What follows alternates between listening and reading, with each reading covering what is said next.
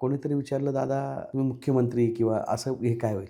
ते म्हणे, अरे त्यावेळेस जर मला सांगितलं असतं ना अमित शहांनी, की जर दादा तुम्ही या, म्हणजे एकनाथ शिंदे ऐवजी तुम्ही या. च्या आधी जर मला सांगितलं असतं ना, तुम्ही या, आम्ही तुम्हाला मुख्यमंत्री करतो. ते म्हणे मी साहेबांना म्हणजे काकांनाही, शरद पवार साहेबांनाही मी मनवलं असतं किंवा काय करायचं ते केलं असतं.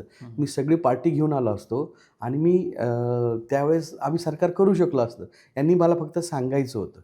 असं ते त्याच्या पुढची आणखी एक गोष्ट ते बोललेत. पण मला असं वाटतं ते औपचारिक नाही आहे त्याच्या पुढचं. जरी त्या 10-12 लोकांच्या साक्षीदार आहे. ते पुढं काही गोष्टी बोलले होते त्याच्यात. म्हणजे अजित पवारांची पूर्ण तयारी ही सातत्यानं ही होती, की त्यांना त्यांना वाटत होतं, की ते कधी ना कधी CM बनतील किंवा त्यांनी CM बनायला पाहिजे. तर ही त्यांची एक काय म्हणतो आपण राहिलेलं एक अधुरं स्वप्नच ते बरोबर. कायमस्वरूपी राहिलं.